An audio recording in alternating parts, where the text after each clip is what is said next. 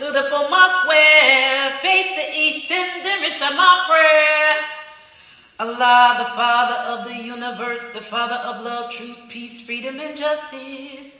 Allah is my protector, my God, and my salvation, by night and day and through his holy prophet, true Ali. Amen. Amen.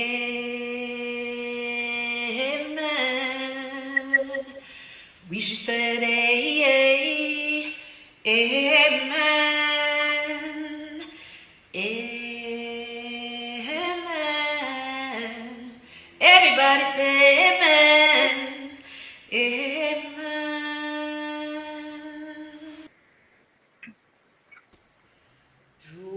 He came for me. He had me on his mind. And I'm so glad he came for me. I'm so glad he came for me. I'm so glad he came for me. I'm so glad he came for me. My prophet worked for me. He had me on his mind. And I'm so glad he worked for me. I'm so glad he worked for me. I'm so glad he worked for me. I'm so glad he worked for me. My prophet prayed for me. He had me on his mind. And I'm so glad he prayed for me. And I'm so glad he prayed for me. I'm so glad he prayed for me. I'm so glad he prayed for me. Peace, Islam, Islam, Islam. Happy Wellness Wednesday. First, I like to start to rise in thought and give praise to the one who is immeasurable in his immensity and incomprehensible in his profundity. To the one who is supreme, most wise and beneficent, to him alone belongs worship, adoration, thanksgiving, and praise. I give high honors to Prophet Noble Drew Ali, the founder of the Moorish Science Temple of America, 1913 AD. I give honors to all true and divine prophets, Jesus, Muhammad, Buddha, Confucius, etc. I give honors to the forerunner, Brother Marcus Mosiah Garvey. I give honors to all past leadership of the Moorish Science Temple of America, all past Supreme Grand Advisors and moderators, Brother C. Kirkman Bey, Brother F. Nelson Bey, and Brother J. Blakely Bey, to our former Grand Sheik and moderator, Brother Arla Ville, to our present and current Grand Sheik and moderator of the Moorish Science Temple of America Incorporated, Brother R. Jones Bey and his assistant, Brother A. Hopkins Bey, and to the Grand National Chairman, Brother P. Chase Hill, and his assistant, Brother L. Thompson Bey. I give honor to the Grand National Mufti, Brother J. Fraser Bey, and his special staff. I want to give honor to the Grand Governor of the state of New York, Brother D. Clark Gill, and his assistant, Brother A. Gaines Gill. And I give honor to our Grand Sheik, a subordinate Temple number 10, Syracuse, New York, Brother S. Aniel Bey, and his assistant, Brother C. Martin Stanswill, and their special staff. And I give honors to each and every one of you. And we want to give honors to Sister Dana Marnichi Reynolds. We want to give honors to our sister. We want to thank you for being with us this evening, sharing your experience, sharing your wisdom. Praise Allah for you, Sister Dana. I want to give honors to our two flags combined, the American flag and the Moorish flag. I give honors to our charter, which gives us the right to practice and promote Islamism in America unmolested. I give honors to all the literature and remedies brought for the uplifting of fallen humanity. I give honors to my wife, my reasonable companion, Sister L. Berry Bay. And I give honors to man, because when man honors man, he honors his Father God Allah. That's right. Before we get started, I'd like to take two readings. I'd like to take a read from the Holy Quran of the Moorish Science Temple of America, divinely prepared by the noble prophet Drew Ali, by the guiding of his Father, the great God of the universe, to redeem man from his sinful and fallen stage of humanity back to the highest plane of life with his Father, God Allah. The name of today's show is called The Breath of Heaven. So I'll take a read from page 44 and 45. 45, Holy Instructions from the Prophet, The Breath of Heaven. I'll read instructions 3 to 5, being that we're going to be talking about the holy breath. Yes. The cycle of the holy breath. As the breath of heaven say into the waters of the deep, This way shall thy billows roll, and no other, thus high, and no higher shall they raise their fury. So let thy spirit, O man, actuate and direct thy flesh. So let it repress its wilderness. The body is as the globe of the earth, thy bones the pillars that sustain it on its basis. As the ocean giveth rise to springs, whose waters return into its bosom through the rivers, so runneth thy life from thy outwards, and so run it into its place again. And finally, I also like to take a read from the Moorish literature. Mhm. The name of this editorial is The Moorish Historical Message to America, found on page 20.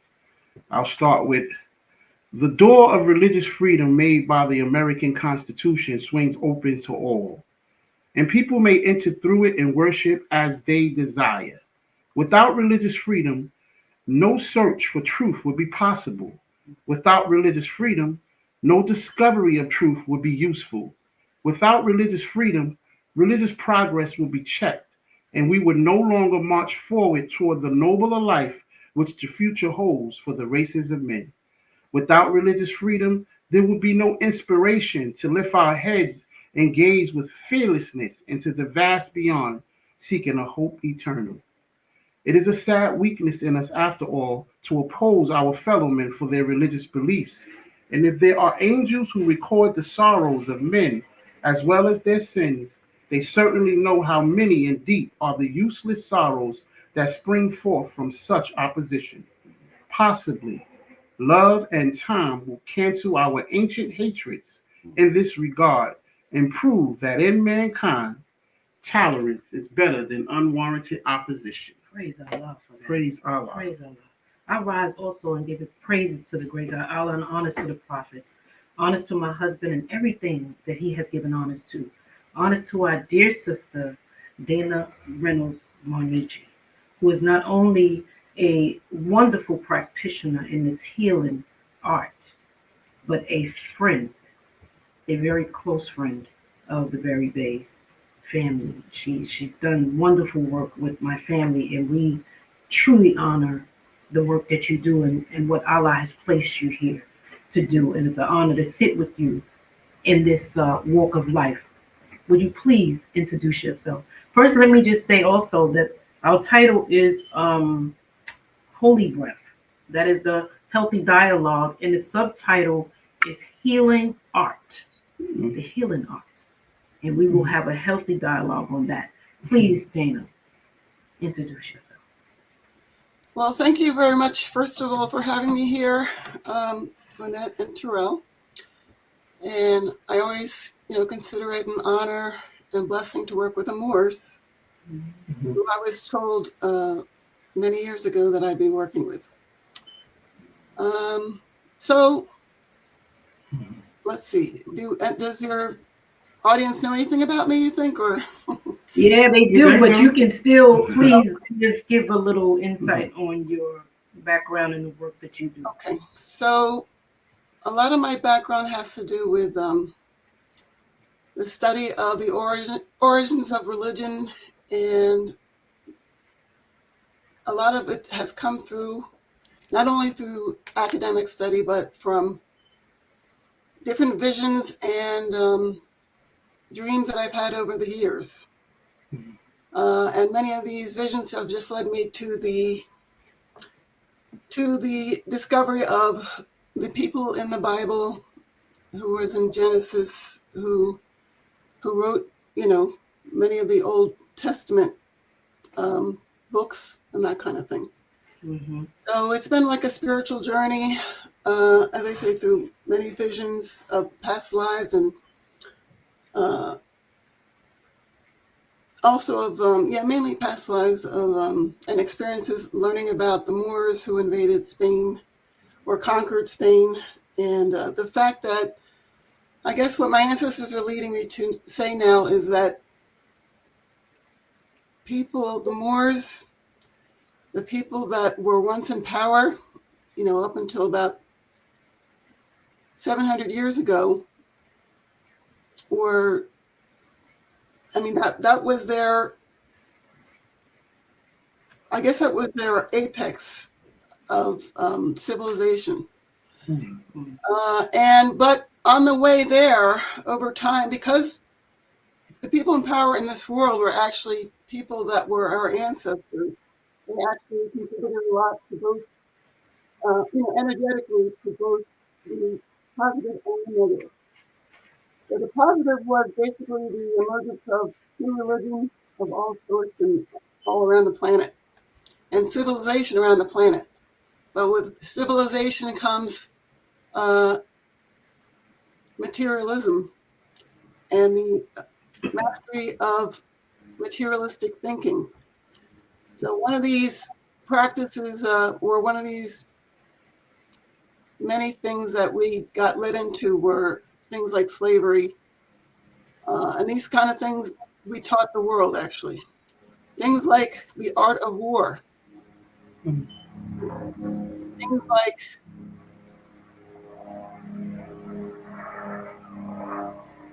okay, so that, I don't know what that means, but it was something, that airplane noise. The metaphysical aspect of living. And unfortunately, because we were so high in that level of consciousness at a certain point of time, we also knew how to direct forces of nature in a less uh, God-centered way.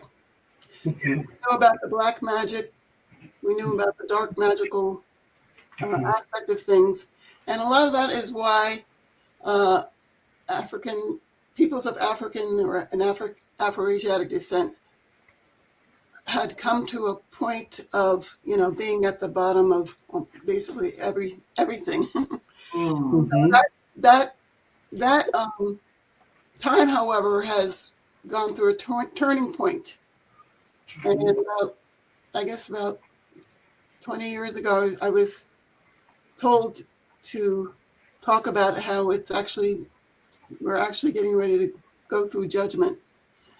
Everybody's going through judgment, and after this time, there'll be like a paradise on earth, and Mm. the people that will be leading it will again be um, people that actually created civilization, which were Right. people of Afro-Asiatic origin. Mhm. Um, so, Wow. one of my goals in this life is to uh, help people understand that, that there's good and bad have been both created, and we've received back what we've put out in the world through our ancestors and through our previous lives. Mhm. So we it is a belief of all early, civilized people that we actually reincarnate and come back through our different ancestral lines to experience or to learn or to teach Mm-hmm. uh, what we've learned. So I believe the Moorish organization represents among the highest form of spirituality in America. Mm. Um, just from looking, as I said, from being in the presence of some of your leaders, I was just very shocked to experience their energy and see how high it was. Um, so I believe that's why I've been working, with the Moors, because I believe that my background is similar to the Moors in terms of, the belief system and the fact that all religion actually has a universal truth behind it and that kind of thing. Mm-hmm. Yeah. Um, Wow. so my main goal right now, however, is to continue teaching along those lines, and including teaching who all of these people were in the Bible, which is the root or the Old Testament, not the Bible, the Old Testament, which was the root of later Mohammedanism, Mm-hmm. and the Islamic world.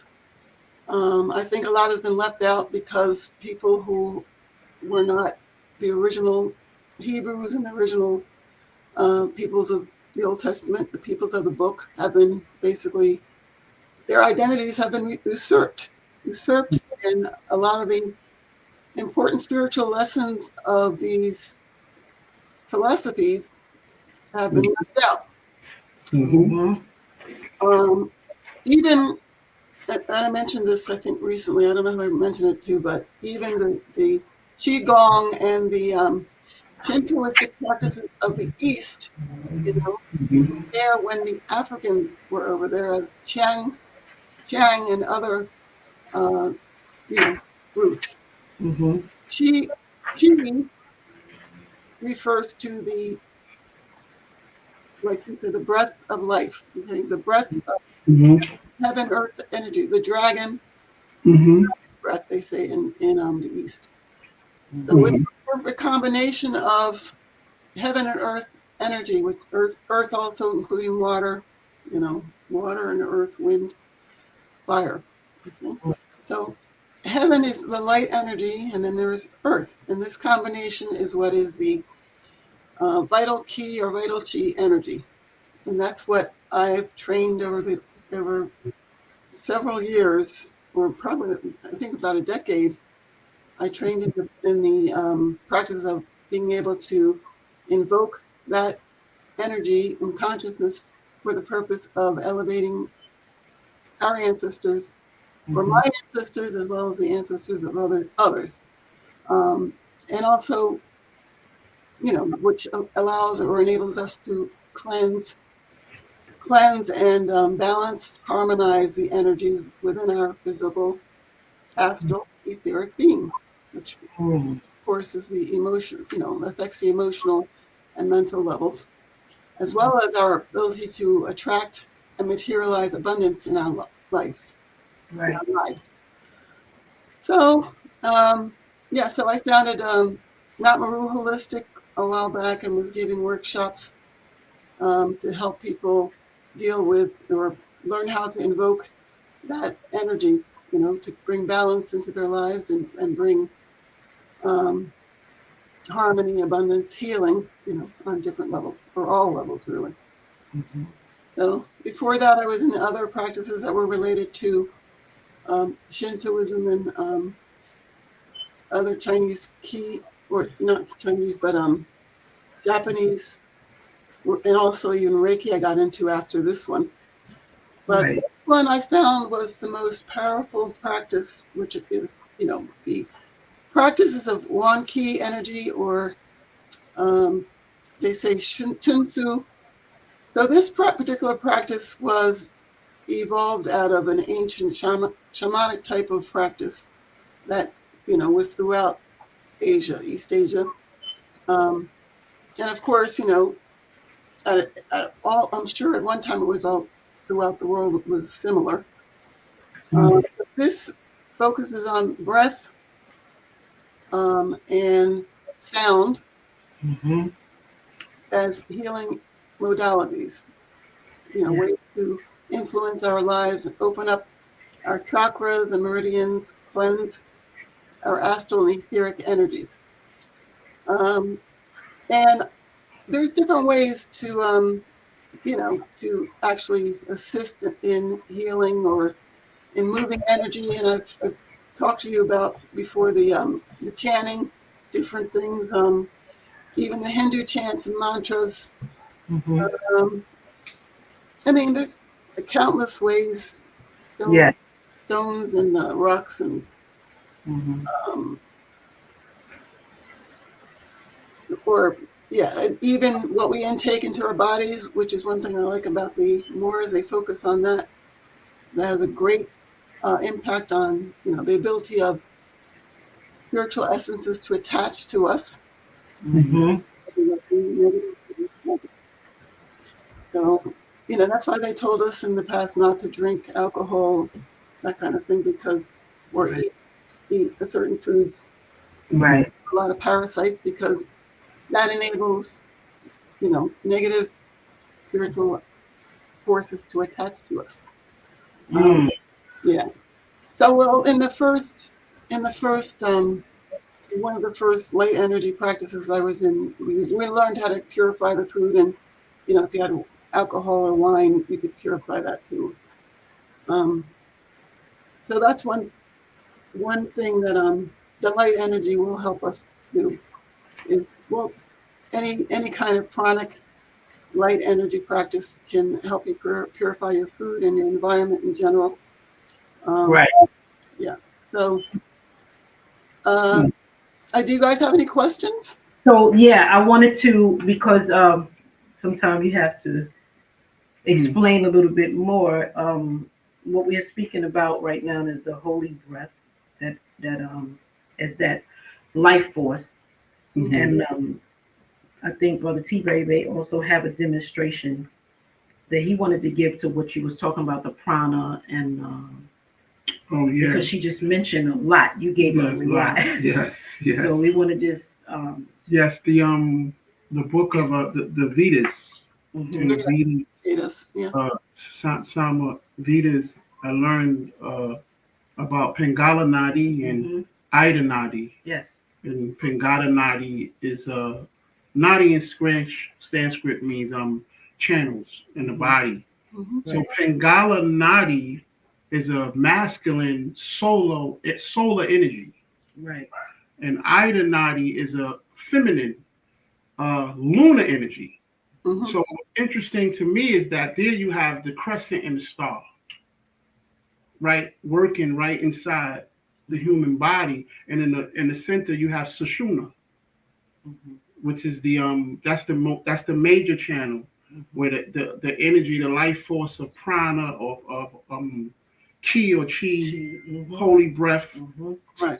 comes up from the base of the spine up to the epiphysis, mhm, the skull, and we have our realizations. right, So I look at that as an experience. I look right, at it as a process or an experience that take place. As in, we spoke about the Bible, Genesis and Jacob. The Jacob he wrestled with an angel in the book, right, and from what my understanding is, he had a realization with the Creator.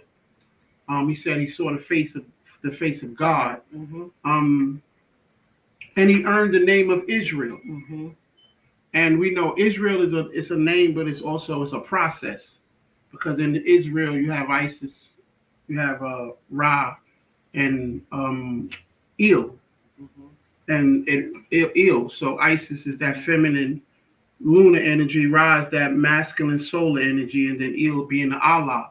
So that's a comparative analysis between um, our teachings with the prophet taught right, and other teachings, and it says the universal Allah is one, one, yet all things are one. mhm, The universal Allah is one.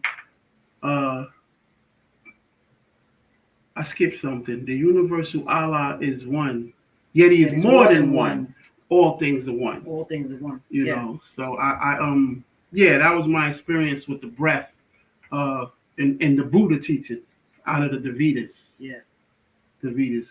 So in our, go ahead, Dana, you had something you want to, Oh no, I was just going to say, well, I was kind of brought up in a lot of the Hindu type of. We had gurus when I was young come over to my house in the neighborhood. The neighborhood would come over and things. So, but one of the things I like about the Hinduism is that there's a lot of practical stuff. It's not just about Vedanta or the philosophy of the Vedas, but Hmm. there's so many practices that you can do to, align those feminine and masculine energies. And one of them is meditation on, think, divine energies like Shiva, Hmm. Shiva, because that actually is one of the it's a that concept of Shiva and um, well, it actually encompasses both the male and feminine energy. Hmm. mhm, So when you're chanting, for example, Om Nam Shivaya, um, you can do that. I don't know how many years people have done it to experience it, what I have, but me just doing it for a few days, a long time ago when I was about in my 20s, I started feeling like the energy's coming up through the body and bursting out of my top of my head and Hmm. just becoming like a sun, divine divine spiritual son, and the energy just kept flowing as long as I would do it. And I realized that, I must have done this in a past life, because that was a little too easy to experience that first Right. head. But so different meditative practices are part of that, bringing up the pranic energy and balancing out different energies so that you can experience oneness with God, or different states of divinity. Right. But like I say, I mean, I just like the practicality of it, the way even yoga, you can use yoga to align yourself, and the breath practice in yoga, both physical and the Ashtanga. But the breath practices in yoga are what can really move, the consciousness and the energy over time. So I don't get much into the philosophies as much, but I do know that, I didn't know that Nadi, they're the meridians and things. And in each, actually, Hinduism and the Chinese medicine and all of these different traditional ancient Eastern practices are linked. And even Kabbalah falls into that category. The Kabbalah, which is the true Judaism, the true Judaism. I mean, linking up with astrology, numerology, and that led to even the development of tarot, which is just another backward spelling of Torah, that kind of thing. So these people who were engaged in these practices for thousands of years knew that, all aspects of life were related. That was the divine science. That was the divine art, thinking of these different aspects of being with, and, knowing that actually a lot of what we do on Earth is affected, whether we like it or not, or represented by what happens in the cosmic, at a cosmic level, that kind of thing. Right. But so congratulations on your study of Vedanta, because that's a very, very powerful thing. Thank you. I like to share that sitting here and we're talking about the breath and why is it important that the breath we must understand that it's more than just oxygen. It is a universal life force known by many names across the world, of what you're both discussing here right now. We can move on. Can I give you some of the names? Yeah. You said known by many names. Known by many names. And in Sanskrit we know it's prana. And you have chi, like Chinese, Japanese circulating life force. And in Greek you have pneuma. Hebrew you have ruach. The Latin root is spire. That's where we get the word spiritual, inspire from. That's just a few, to name a few. Avesta is Zoroaster. Okay. For Avesta. Yeah. It is an Avesta. So the tradition of honoring the breath as sacred and healing, and that's what we're discussing. Why is it important that we need to be conscious of what you are speaking about today? Why is it important to learn to heal yourself and learn these modalities? So that's your question, right? Yes. Well, for me, it's important to use breath, because it's a quick way of changing or moving energy, and consciousness. So that's basically it. But, why I use my particular practice is because it was another just divinely inspired practice that dealt directly with the healing of ancestral energies and the elevation of ancestral energies. Right. I've used, like I say, many different practices, but this one has been the most, the one that's given the most balance and that worked most powerfully, and in terms of, for example, say, and I've told you this, I think, several times, that when I was growing up, um, I was not, me and my mother did not have the best relationship. In fact, she didn't really have a good relationship with any of us, Right. my siblings. But, and then I got into, due to her friends who were into all these different practices and were psychics and things like that, I used to go to gurus. Um, I got into the healing practice, and the healing practice dealing with light energy and fire energy coming from the palm. Um, and that actually, because the energy was so strong or fiery, actually brought out a lot of backlash on the spiritual realm.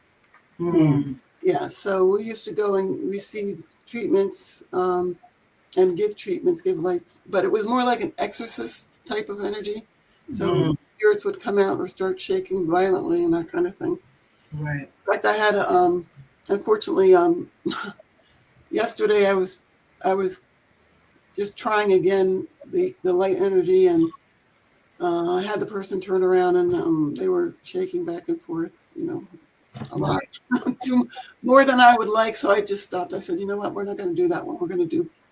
Right.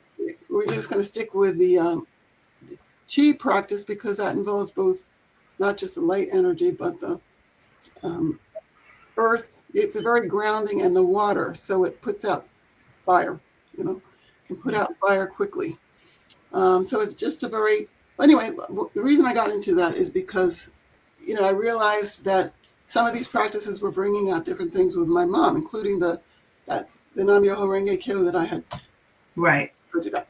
Mm-hmm. And after a while, I realized it, and I said, you know what, I can't do this anymore. So I just chanted to find a practice that would give me the same benefits as the Nam Myoho Renge Kyo, but without the negative feedback, Right. and would also be something that helped me retain my youth. Mm-hmm. So actually, I met that within a couple of months, and because a lot of the people that were in the other practice had moved over to this one. Mm-hmm. After being in this practice for a few months, I came back from New York and was in the presence of my mom, and I noticed our relationship had changed like almost 180 degrees. Wow. So that I realized that, this practice is it's done something that no other practice has done. And also, basically, I've noticed every time I've had ceremonies done, or even the way I've taken care of my altar, has brought a lot of changes in my life. And it's not just temporary changes like the other practices, but permanent changes. And not just myself being benefited, but my family or my son, Mm-hmm. benefited a lot. So, for example, the last, as you know, I went to a few months ago. We did a ceremony at our friend Laura's house, and I wasn't really expecting. I didn't really feel that much was happening, but a few weeks ago, my ex-husband had called and said that he had gotten a much better job. Wow. He got a much better job, and okay. Yeah, my son also is doing a lot of stuff with credit school. He's not really working there because he didn't have to, because the Navy takes care of him, and um, he's already like at the top of what he does there, so he's like set for life. Mm-hmm. So just this practice particularly is what brings balance and brings abundance and harmony quicker than any other practice that I've had before. You know, Mm-hmm. manifestation of desires over time, is just as fast as with the chanting. Mm-hmm. I noticed that with the Namyo Renge Kyo too, you had to be careful what you chanted for, because when you got it, and you got it, and it just stuck with you. Right. For example, one of the things I chanted for was to get a great job as a teacher in ESL, one that would be very secure and Mm-hmm. not never ever people never want me to leave, that kind of thing. Right.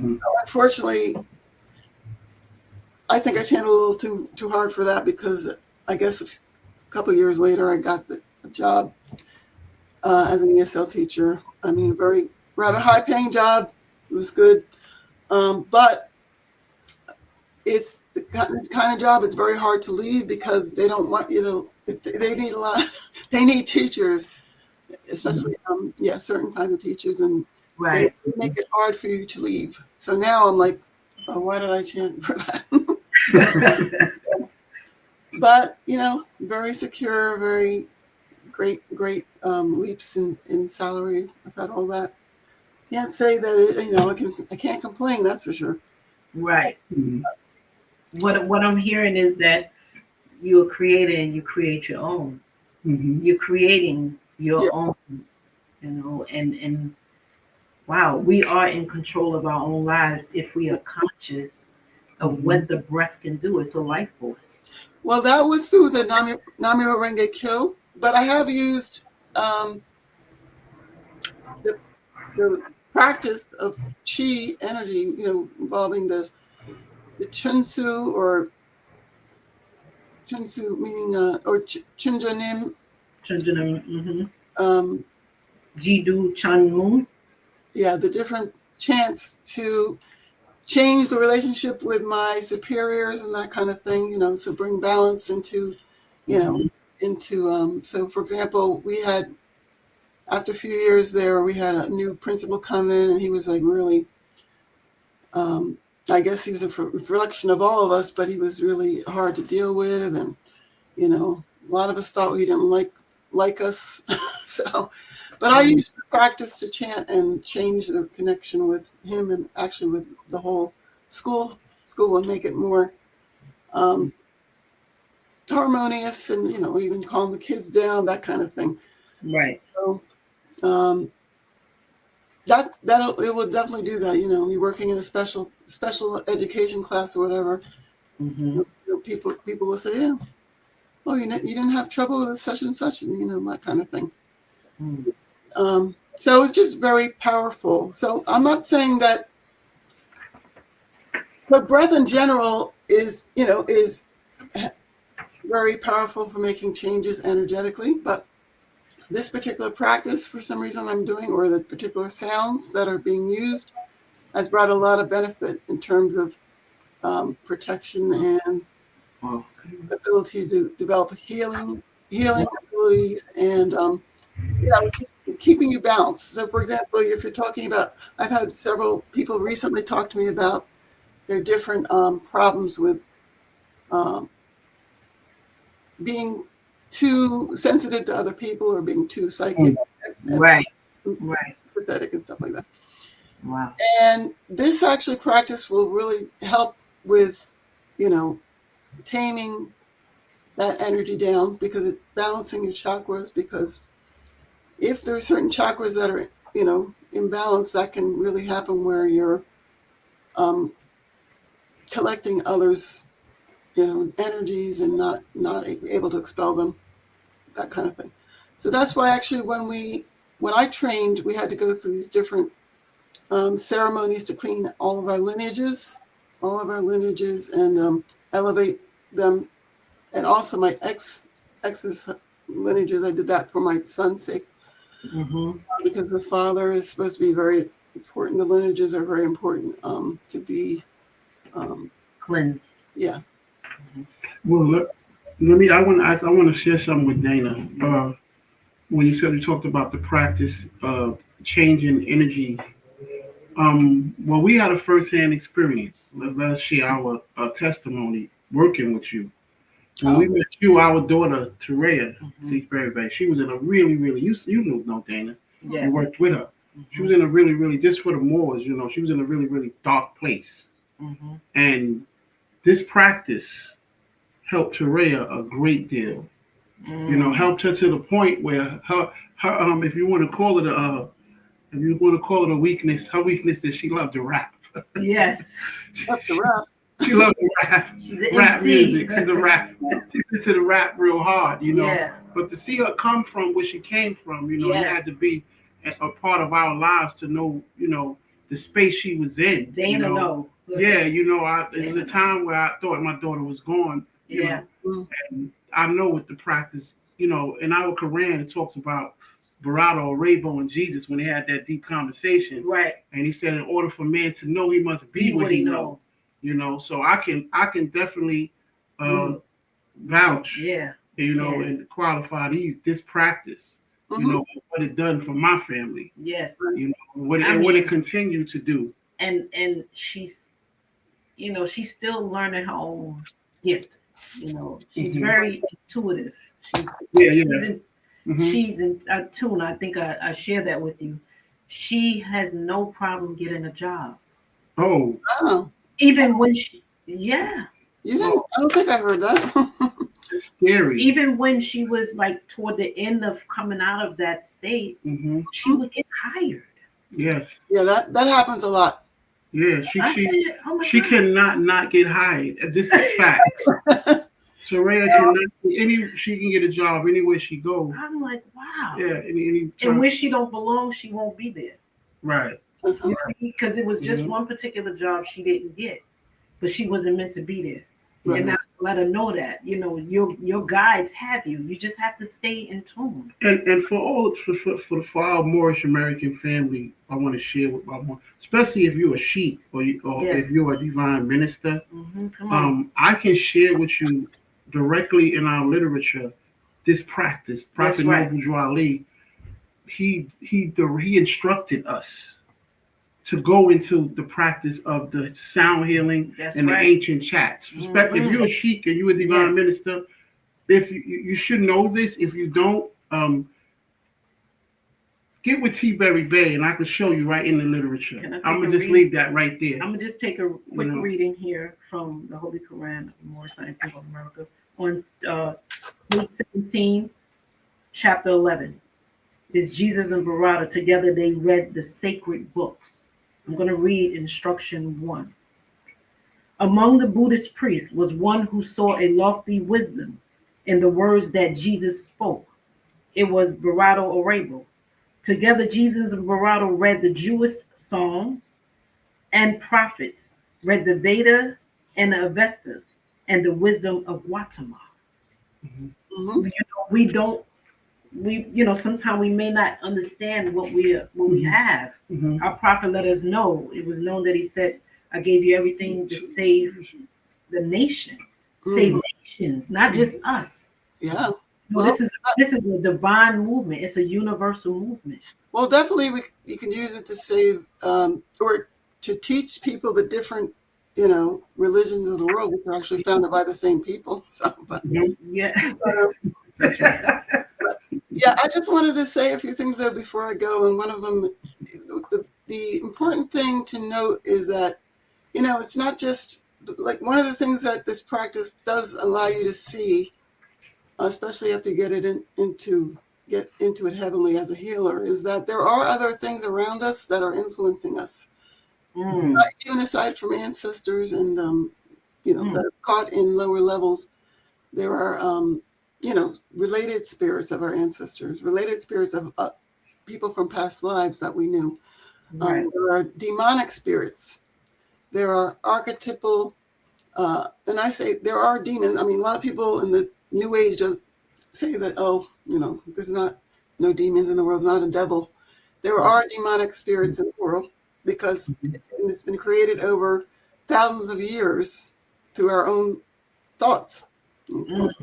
And actions, behaviors. So, and there are, as somebody, even before, I was involved in this, I was able to see different spiritual things around people. And so, for example, even after I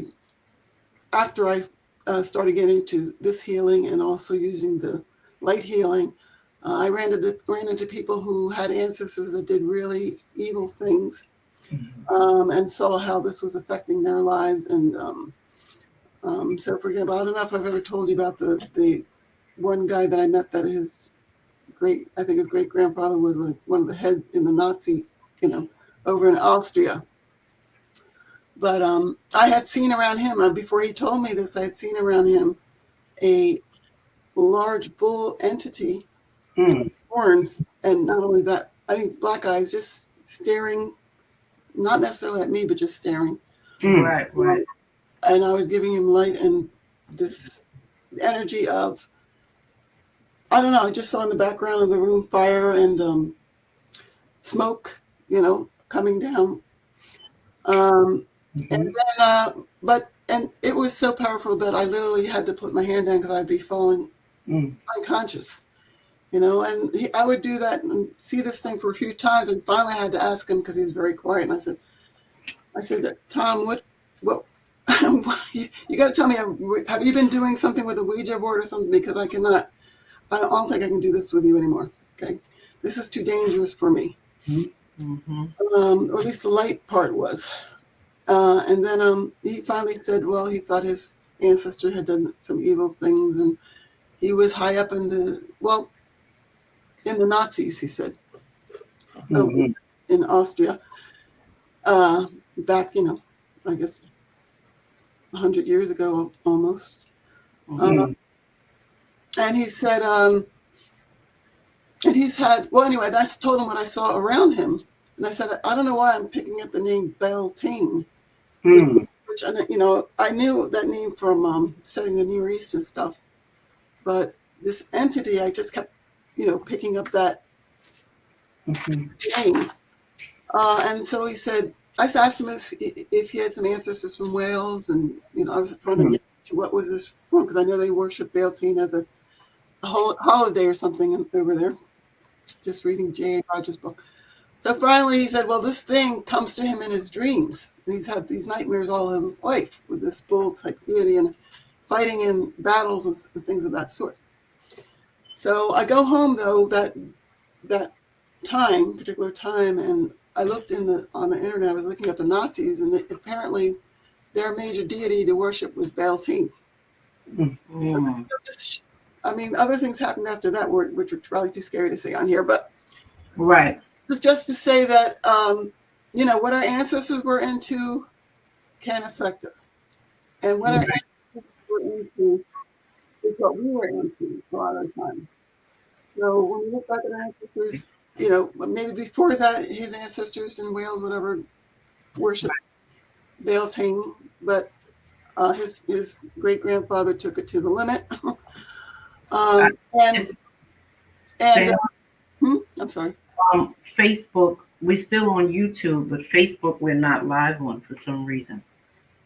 I don't know what happened, Uh, but okay. because sometimes Facebook don't allow you to say certain things. Oh, Right. So we're still live on YouTube. okay. I mean, I didn't even know we were live there on Facebook.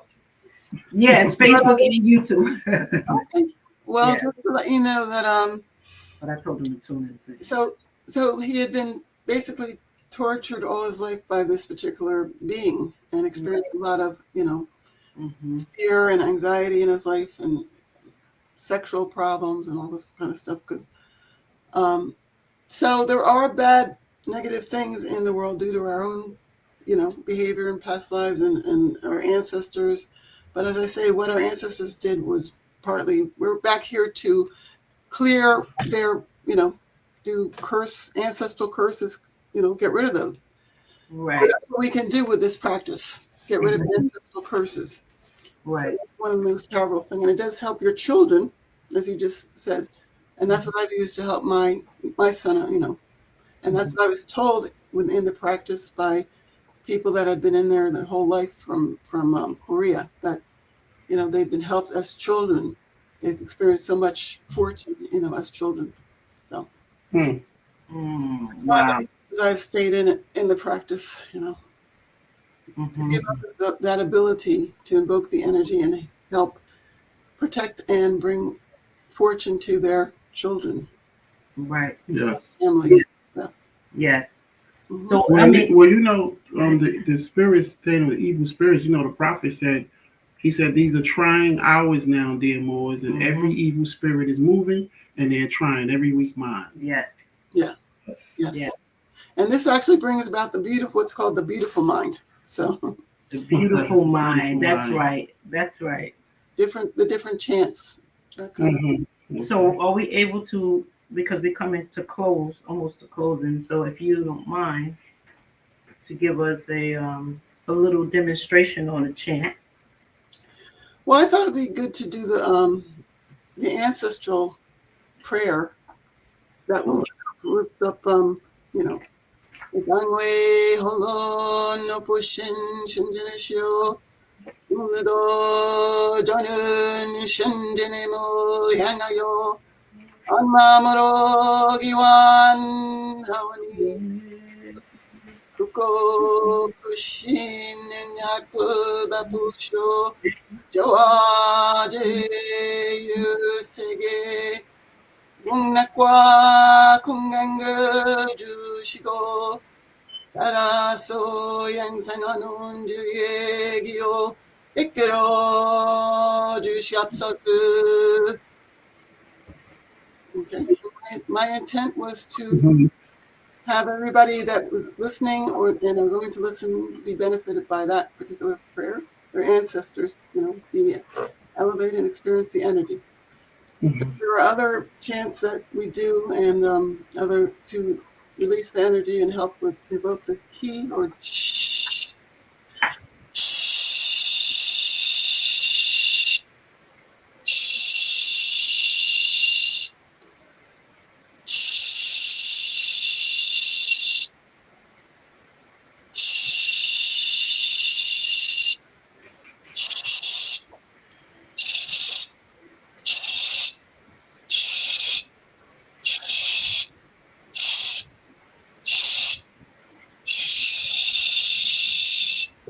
Thank you very much. Thank you. Thank you very much. Thank you for allowing me to be here and give a demonstration of the practice. Thank you for your blessings. Thank you for your blessings, Dana. It's always a pleasure and an honor to sit and hear your skills, that Allah has bestowed upon you, the gift of the understanding. It's such a treasure. It's such a treasure. It is. Yep. And so we are coming to a close. Our Grand Sheikh Brother Anio Bey said to give Islam extends Islam's to you. In the beginning of the show, he put that up. I don't know if he was able to see that. Yeah, thank you. Oh, Sharif, yeah. Yes. He said Sharif. Someone else. I mean, we had so many people. I'm just looking at the comments. Yeah. Well, anyway. You see it? I'm glad they say. Let's see. Yeah. I like the fact you got so many great followers. Oh yeah, it's beautiful. We have some wonderful viewers that support Sakara Sacred Healing. This is the 11th season, so we're so honored to have them all on. We see Sister Abraham Zill, we saw Sister Brother Anio Bey, Rico Suave, Kevin Thompson Ill. I like to call out some names. James Coleman Ill, El Serrano Bay. Rico Suave is on there. Suave. Yes, Sister E. Hopkins Bay is on. Brother Hopkins Bay's wife. Sister A. Williamsville. Daniel Hunter. We have so many people tuning in. Chamberlain's Bay, thank you for tuning in. It's truly a blessing when we can share what you shared here today, and you can feel the energy rising, but we got to remember that thought is the cause of it all, is what we spoke about. What you think, you create. What you speak, you create. Make sure your words add up. It is your math. Just to let you know, I am doing this online now, or just to let your audience know, I am doing it online now. So if anybody wants to learn that way and experience the energy that way, it's, just want them to know that. Okay. They can find you on YouTube, in the Mount Maru. Most of the Moors know what Dana. Yeah, most of them know. They know Dana. They know Dana. I mean, everybody got excited, when we put the flyer up. I put it up late. I was at work when I was creating it, so I apologize for that. But you bring them out, Dana. Yes. You bring them out. You're well known in No. the practice of a historian. You sit on a lot of platforms, and you're not selfish with sharing your knowledge, your wisdom. Oh no, I couldn't be selfish with that. Well, we appreciate you. Mhm. We call you, and you always show up, and we appreciate that. Thank you very Have much. any closing words? Yes, actually, I do. I want to read something from the Quran, Mhm. chapter. This is chapter 48. I Mhm. want to read instruction 5. It says that the world may hear and know the truth, that among the descendants of Africa there is still much wisdom to be learned Mhm. in these days for the redemption of the sons of men under love, truth, peace, freedom, and justice. Yeah, yeah. There's also another chapter that speaks about That always was it. seeking peace. Mm-hmm. That was it? Yeah, Oh, that's okay. the one. All right. So thank you so much, Dana. Thank you, Brother T. Berry Bay, for sitting in this circle of love and upliftment. Mm-hmm. Thank you very much. And I would like to thank all the ancestors who showed up here today as well. Mm-hmm. Hoping that they can receive the energy, retain the energy, and help out their descendants. Yes. Very much. Yes. Thank Yes. you. Many blessings. Many blessings. Okay. Okay, I would like to make announcements really quick. On Friday, please tune in at 7:30 for the Holy Day meeting on our national Facebook and YouTube page. Also on Sundays at 2 p.m. For Sunday school, also on our national Facebook and YouTube page. We thank you again. We have said enough. We will meet again at another episode of Sakara Sacred Healing at the Rise of the Sun on a Wellness Wednesday. And with that, Peace on earth, goodwill to men. God Great. bless. Namaste.